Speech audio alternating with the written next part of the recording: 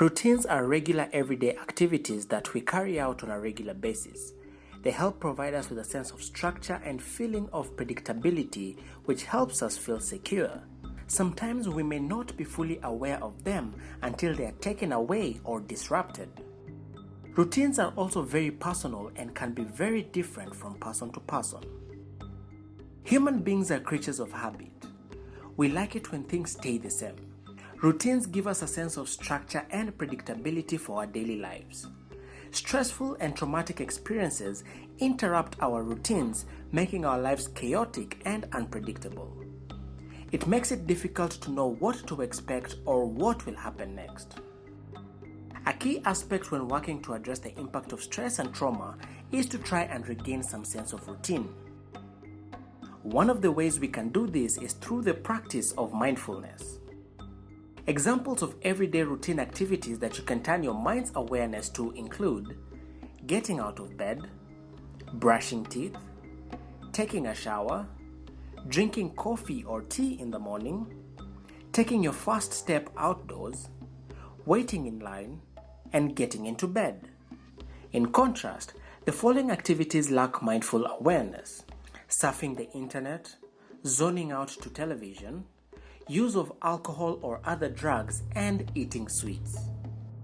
How do you develop mindful living? Let us look closely at how to include this skill in our daily routines. Mindfulness can be described as doing one thing at a time in the present moment with your full attention, non-judgmentally. The following are the 4 steps to being mindful. Number 1. Choose an activity. Take an activity that is part of your daily routine, such as cooking, washing dishes, or showering. Number 2. Focus on the activity. This means focusing your attention in the present moment with the activity you have chosen.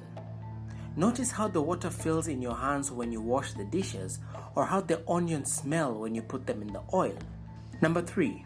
Notice when your attention starts to wander. This is an important part of mindfulness. It is normal for attention to wander and focus on what we need to do next or think about the past. Number 4. Gently bringing our attention back to the present moment. This requires acceptance and gentleness rather than judging ourselves. Once we notice that we are no longer focusing, we bring our attention back without judging your experience. The goal of mindfulness is to catch or notice when your awareness has drifted and consciously bring it back to what you're doing in the present moment. There is no right or wrong way to practice mindfulness and can be practiced in many different ways. If we practice mindfulness in our daily lives, we are practicing informal mindfulness. If we choose to sit down for a few minutes each day to practice controlled breathing, then we are practicing formal mindfulness.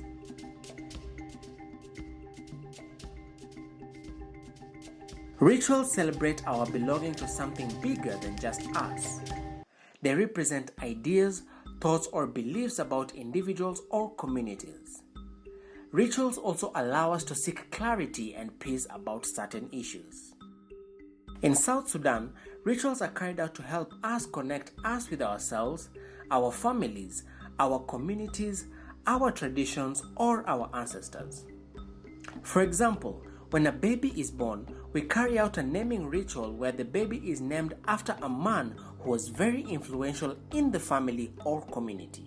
This is done to honor the person and ensure that their lineage is carried forward, hopefully with the child that has been named. When we lose a member of the family, burial rituals are conducted to honor the dead. Community members and members of the family comfort the family for several days in order to mourn with them. Another important part of rituals can be through prayers. Regardless of the religion, prayers allow us to connect with the higher being. Some communities may also slaughter an animal as a thanksgiving ritual for a good harvest or something good that's happened in our lives. Our connection to a higher being, our ancestors, or the supernatural realms allow our spirits to remain grounded. As part of our rituals, chants or mantras can be used for spiritual interpretations, such as a human longing for truth, reality, immortality, peace, love, knowledge, or action. They can be a single syllable or word or a group of words believed by practitioners to have psychological and spiritual powers. It is important to find an intention for your mantras. There are many different mantras and chanting practices from which you can choose. What are some of the chants or mantras you use as an individual or as a community? Playing musical instruments such as drums has also been shown to reduce blood pressure, stress, and bring out relaxation. It has also been shown to bring about a deeper sense of self-awareness due to the effects of the front and lower parts of the brain, which helps produce feelings on insight and understanding. Music has been instrumental to people's lives for many years and has been used in many different ways to evoke all sorts of emotions, memories, and bodily sensations and social interactions. Our bodies respond to high and low pitched frequencies as well as human voices. When music is shared, it is even more powerful because empathy, trust, and social bonding increases within people.